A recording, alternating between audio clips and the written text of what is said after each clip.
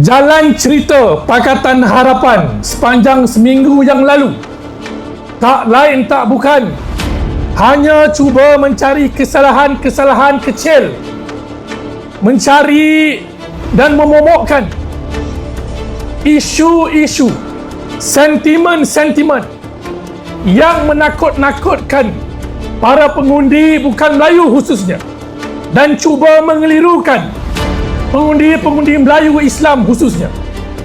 Antara yang saya dengar, hujah-hujah yang sering diulang pakai oleh Pakatan Harapan seperti yang diucapkan oleh pengarah komunikasi amanah Khalid Samad. Beliau kata Pakatan Muafakat Perikatan Nasional dan Barisan Nasional ini adalah satu lagi bentuk asabiah yang cuba memecahkan perpaduan antara kaum dan sebagainya. Tuan-tuan, puan-puan yang dirahmati Allah sekalian, saya suka kita mengulang kaji, melihat apa yang agama kita telah katakan berhubung perpaduan ummah. Wasilah bin Asqa, sahabat Nabi, bertanya kepada Rasulullah sallallahu alaihi wasallam, "Ya Rasulullah, aminal asabiyati ayyuhibbar rajul qaumahu?" Ya Rasulullah, apakah mencintai sekaum kami itu ada satu asabiyah? Asabiyah ni perkauman yang memang ditegak dalam Islam.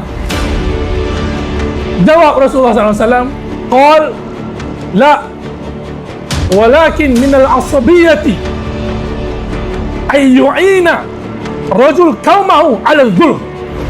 Tidak, wahai Wasilah, asabiyah itu sebaliknya adalah bila mana kamu menolong seseorang daripada kaum kamu di atas jalan kezaliman, di atas jalan kefasadan, di atas jalan kemunafikan.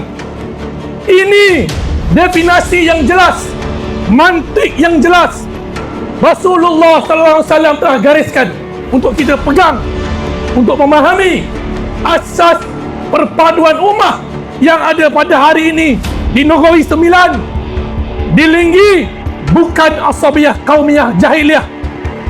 Kerana apa? Perpaduan kita pada hari ini tidak lain tidak bukan untuk mengembalikan kestabilan sebenar, untuk mengangkat Islam dan Melayu di tempat yang sepatutnya, di Negeri Sembilan dan insya-Allah di Putrajaya.